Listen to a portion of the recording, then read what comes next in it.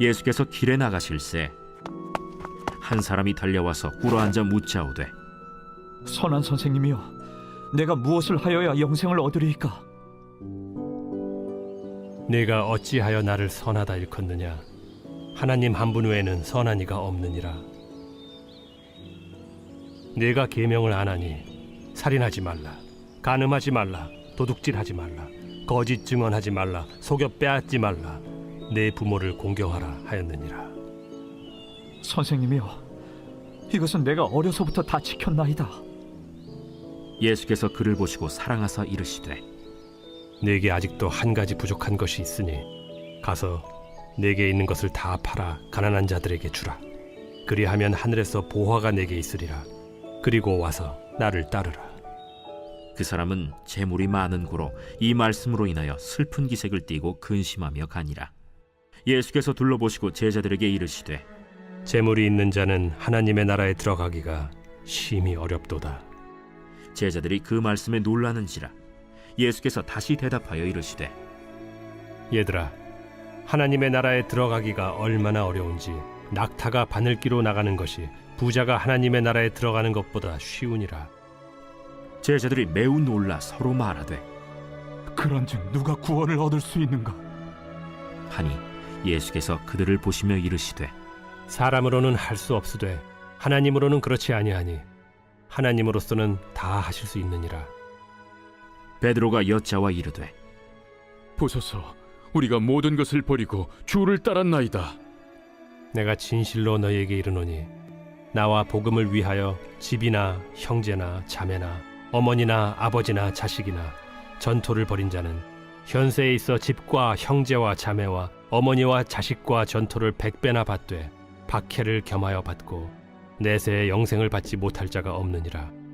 그러나 먼저 된 자로서 나중되고 나중된 자로서 먼저 될 자가 많으니라. 할렐루야. 이른 새벽 우리 주님 전에 오신 믿음의 성도님들 환영하고 축복합니다.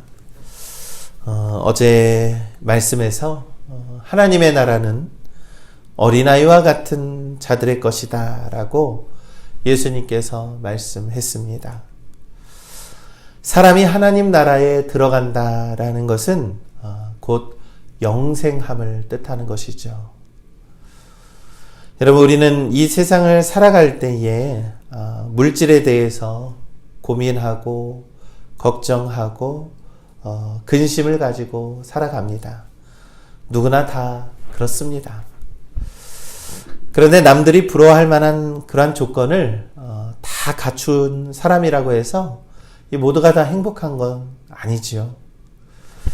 오늘 말씀은 이와 관련된 말씀입니다. 우리가 잘 알고 있는 말씀이에요. 어느 날 예수님을 찾아온 청년이 있습니다.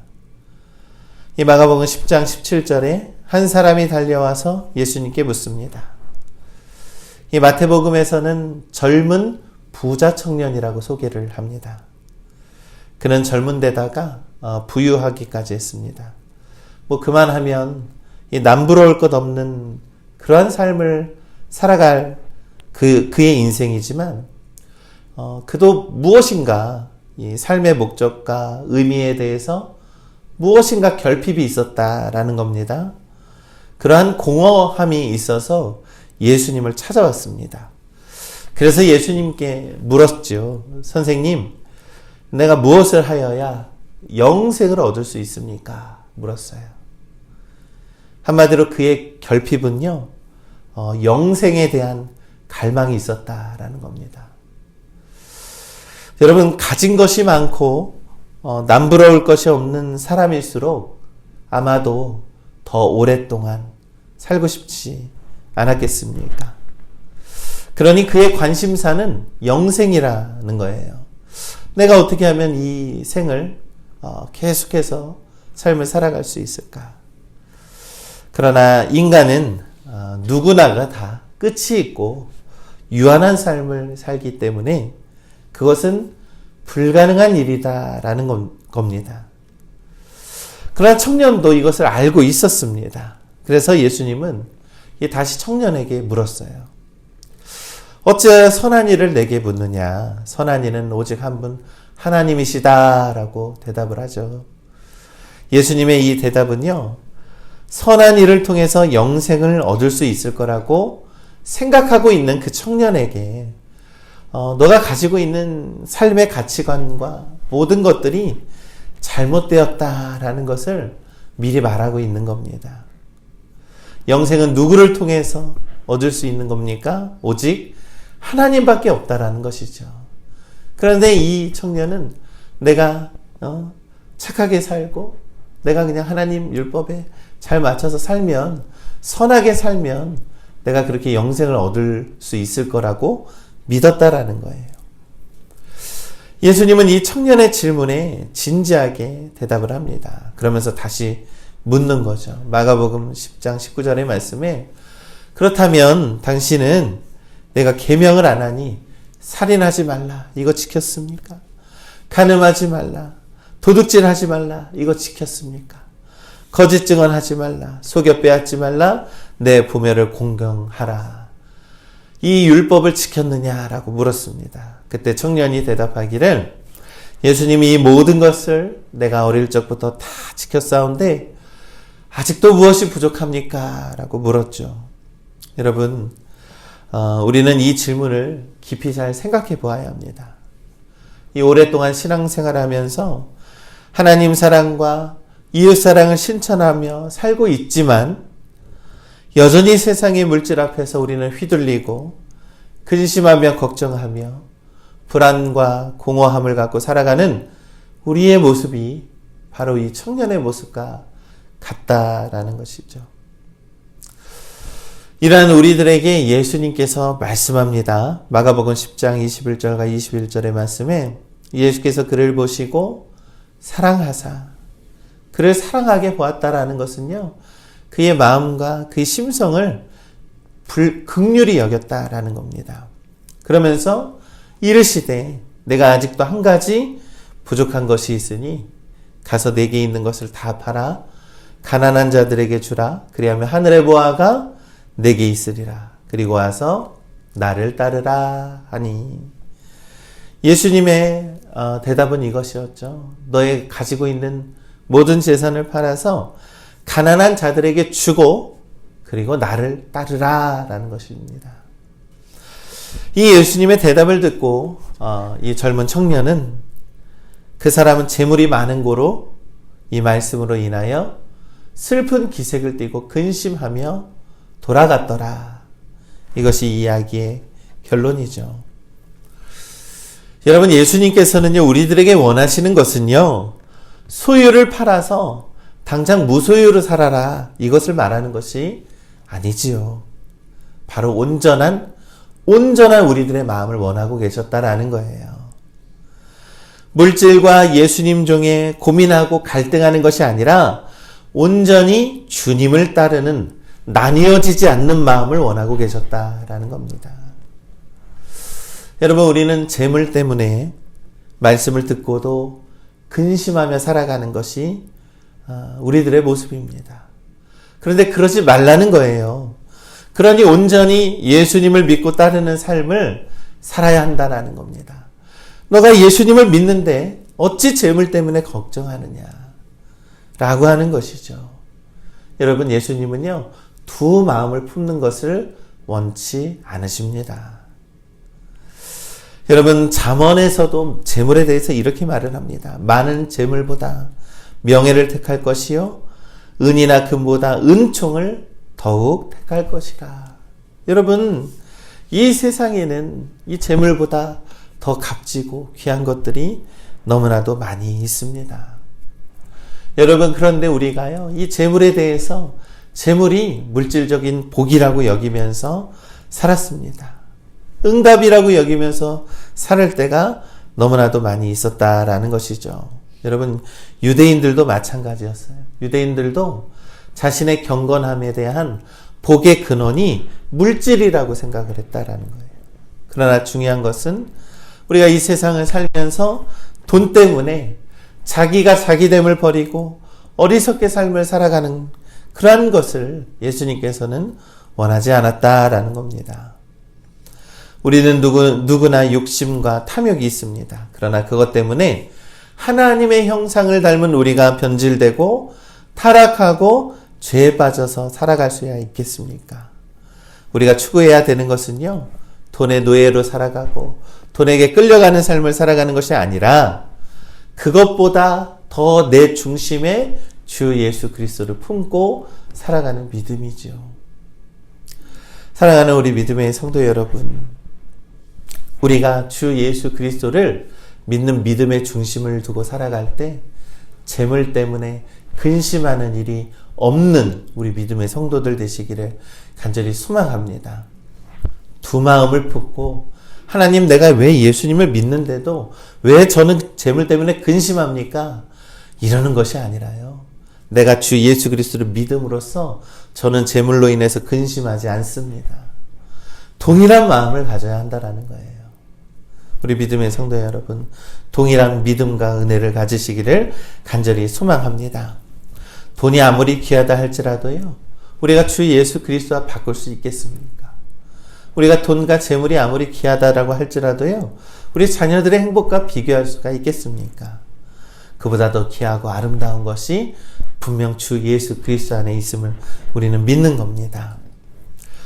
이 재물 때문에 그가 다 주님을 버리지 못하고 이 재물이 많은 청년은 그의 세상으로 다시 돌아갔다라는 겁니다. 그런데 이 장면을 보고 제자들이 근심을 합니다. 마가복음 10장 23절에 25절에 보니 예수께서 둘러보시고 제자들에게 이르시되 재물이 있는 자는 하나님의 나라에 들어가기가 심히 어렵도다. 이 근심하고 있는 제자들을 향해서 예수님이 얘들아 봤지? 재물이 많은 사람은 하나님 나라에 들어가는 것이 너무나도 어렵다라고 가르칩니다. 그때 제자들이 그 말씀에 너무 놀라는 거예요.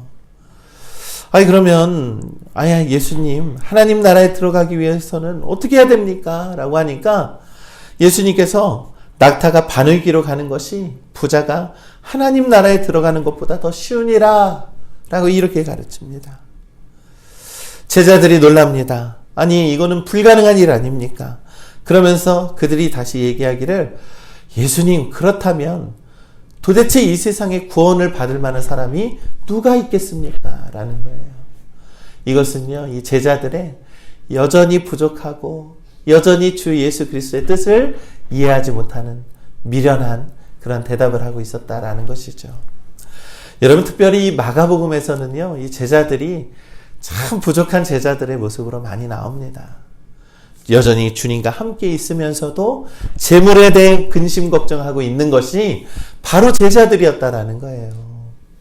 여전히 주님과 함께 있으면서도 여전히 주님이 어떠한 길을 가고 있는지 모르고 있는 것이 바로 제자들이었다라는 것입니다.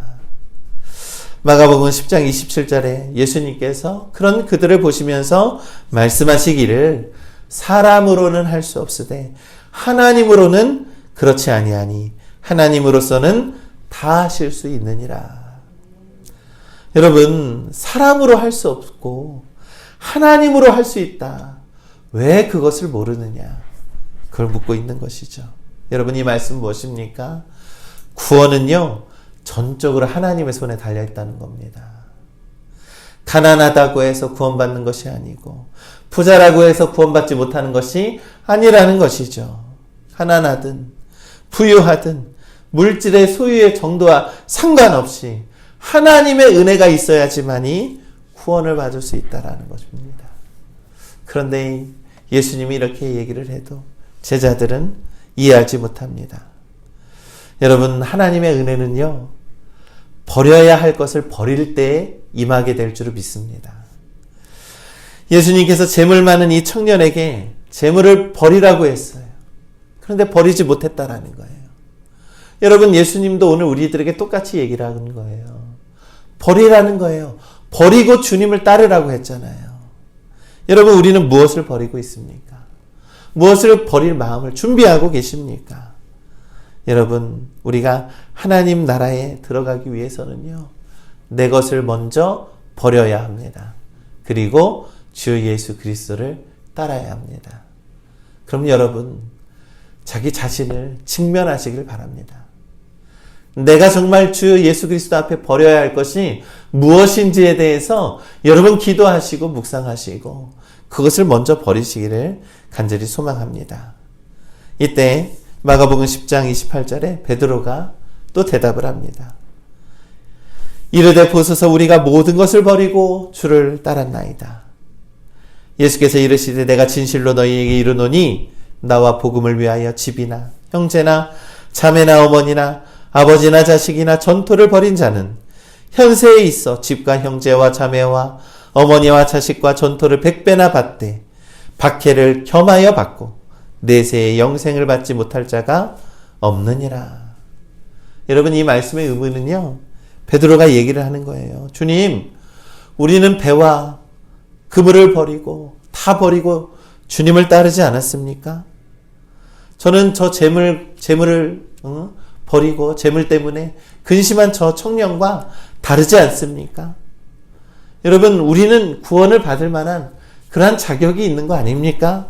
라고 물었다라는 겁니다. 예수님께서 집이나 형제나 자매나 어머니나 아버지나 자식이나 전토를 벌여야 한다라고 말씀했죠. 이 말씀은요, 이 모든 것보다 주님보다 그 어떤 것도 우선시 되어서는 안 된다라는 것을 말씀하고 있는 겁니다. 구원과 영생은 물질과 가족과 그 어떤 것을 목적으로 삼지 않고 하나님을 중심으로 삼는 자들, 자기를 부인하고 자기의 십자가를 지고 삶을 살아가는 자들이 하나님의 은혜로 주어지는 것이 구원의 은혜이다라는 것이죠. 여러분 베드로 마찬가지예요. 주님 저는 다 가족 버리고 배 버리고 주님 따랐잖아요. 저 이만하면 저는 주님을 따르고 구원받을 만한 자격이 있는 거 아닙니까? 그것이 아니라요. 온전히 주 하나님 앞에서 온전한 믿음을 가진 사람을 원하고 계신다라는 것이죠. 여전히 예수님 보기에는 베드로가 부족했어요. 그래서 이렇게 대답을 했습니다.